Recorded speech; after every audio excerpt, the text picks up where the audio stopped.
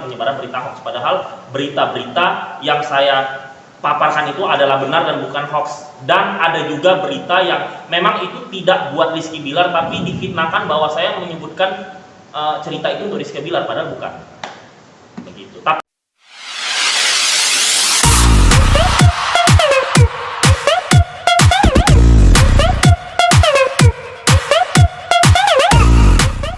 Kita bawain dulu ya.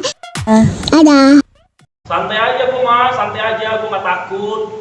Gue akan membuktikan kalau gue tidak bersalah. Intinya kan nanti buktikan, kalau misalnya bukti gue kuat, kalau memang gue tidak menyebarkan fitnah atau hoax, ya udah, gue tinggal menyerahkan ini aja pada pihak penyidik. Kan pihak kepolisian pasti adalah orang yang paling berpengalaman, udah pinter, udah sekolah, pasti mereka tahu dong mana yang benar mana yang salah. Jadi simpel aja kalau saya mah, just chill aja.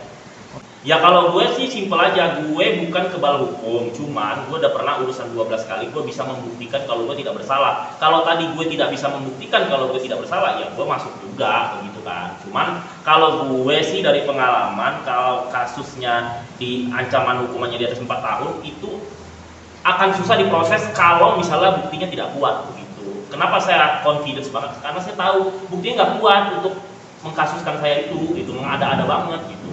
Itu nenek pansos banget, itu nyah aja.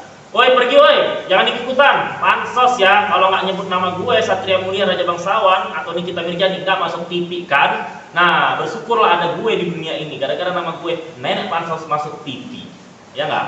Sampai ke situ. Ya, jadi orang Singapura ini gue jelasin ya. Jadi orang Singapura itu adalah rekan bisnis gue, seorang wanita yang pernah bekerja sama kepada gue untuk sebuah yayasan dan alat-alat kesehatan. Jadi kalau misalnya ada orang Singapura yang katanya membiayai hidup saya, ya wajar karena memang dia selalu memberikan biaya untuk alat-alat yang saya jual ini, yang tidak lain adalah alat-alat kesehatan. Itu kan bisnisnya saya di balik entertainment. Jadi wajar dong kalau saya dekat dengan mbak-mbak Singapura itu, nggak ada yang salah kan.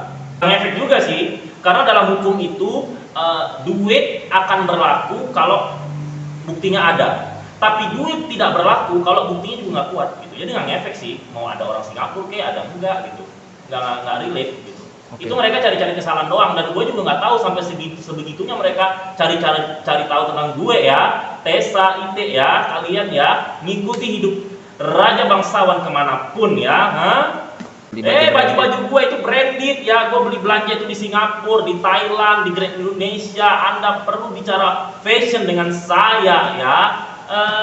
Gue nggak pakai barang-barang branded yang katanya gacha, gici, tapi gue nggak punya cicilan daripada teman-teman lu pakai gacha, gici, Liva, Luffy, tapi cicilan di mana-mana, rumahnya ngontrak, malu-maluin dong mending gua, ya kan? Jadi gue apa adanya aja hidupnya gitu, nggak memaksakan kehidupan.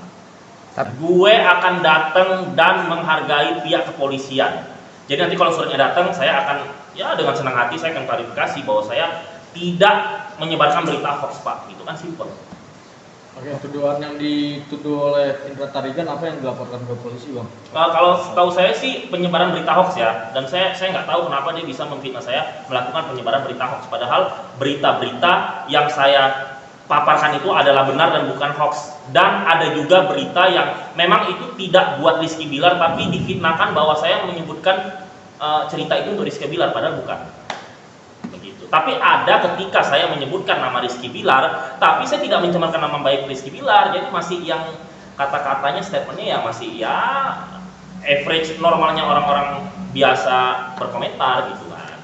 500 juta serius. Iya, ya kalau gue simpel aja ya, kalau ini argumen ya, gue tidak bermaksud menghina siapapun, gue tidak bermaksud mencemarkan nama baik siapapun. Kalau kalian tanyanya ke gue nggak percaya. Tapi kalau orang lain percaya atau ada orang lain yang mengklarifikasi ya whatever gitu kan, nggak urusan saya gitu. Tapi kalau kalian mempertanyakan hal itu ke gue sebelum melihat wujud uangnya dan gue tidak ikut menyumbangkan itu, gue nggak percaya. Nah, itu hak gue dong. Apa bisa nggak percaya, Bang? Karena ya simpel aja, bukan pengusaha kelas atas seperti Budi Hartono yang punya jarum gitu aja sih, simpel kalau gue. Kalau gue itu tidak gampang, bukan kasus ini doang ya, secara global gue tidak gampang mempercayai orang berstatement A, B, C, D, E. Apalagi pihak Lesti dan suaminya tidak pernah memaparkan hal ini kan, itu dari orang kan. Begitu. Jadi kalau gue sih nggak percaya ya. Kemarin gue dengar ada teman gue, dia minta kontak gue.